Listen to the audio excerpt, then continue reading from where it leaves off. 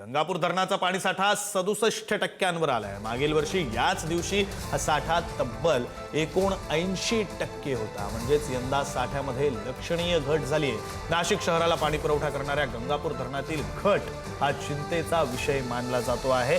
तर पाणीसाठा लक्षात घेता महानगरपालिका पाईपलाईन मधील गळती रोखण्यासाठी उपाययोजना करणार असल्याची माहिती देण्यात आली। मात्र प्रशासनासोबत नागरिकांचीही जबाबदारी तितकीच महत्त्वाची आहे। पाण्याचा अपव्यय टाळून काटकसरीने वापर केला गेला पाहिजे।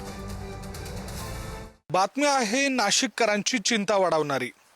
त्याचं कारण आहे नाशिक शहराला पाणी पुरवठा करणारे जे गंगापूर धरण आहे त्या गंगापूर धरणाचा पाणीसाठा आत्ताच्या घडीला हा 67% येऊन ठेपलेला आहे।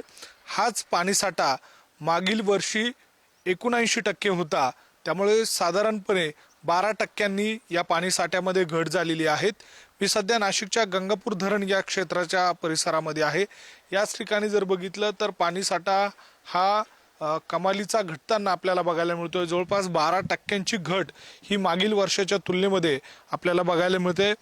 महत्त्वाची बाब म्हणजे नाशिक शहरामध्ये असलेली जी लहान मोठी 26 धरणं आहे त्या 26 धरणांचा पाणीसाठा हा 74% इतका आहे। आणि अशा या सगळ्या परिस्थितीमध्ये ज्या गंगापूर धरणाच्या पाणीसाठ्यावर नाशिकच्या पाण्याचा प्रश्न अवलंबून असतो, नाशिककरांच्या जी तहान आहे ती भागवली जाते। आणि त्याच गंगापूर धरणाची जर स्थिती आत्ताच्या घडीला बघितली तर मागील वर्षाच्या तुलनेत जवळपास 12% घट झालेली आहे। अशा या सगळ्या परिस्थितीमध्ये पाईपलाईनद्वारे जी पाणी पुरवठा केला जातो त्या दरम्यान होणारी जी गळती आहे ती रोखण्यासाठी नाशिक महानगरपालिकेच्या माध्यमातून उपाययोजना केल्या जातील अशा स्वरूपाची माहिती नाशिकच्या महापौर हिमगौरी आडके यांनी दिलेली आहे। दुसऱ्या बाजूला नाशिककरांनी पाणी जपून वापरावं अशा स्वरूपाचं आवाहन देखील या निमित्तानं करण्यात आलेलं आहे।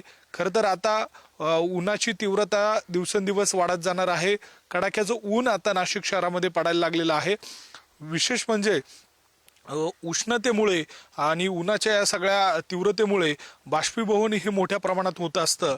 आणि याच काळामध्ये जर बघितलं तर जे पाणीसाठा आहे त्यामध्ये देखील कमालीची घट या निमित्तानं होत असते। दुसऱ्या बाजूला पाण्याचा अपव्यय कशा पद्धतीने टाळता येईल या दृष्टीने देखील आता नाशिक महानगरपालिकेच्या वतीने सूचना दिल्या जात आहे।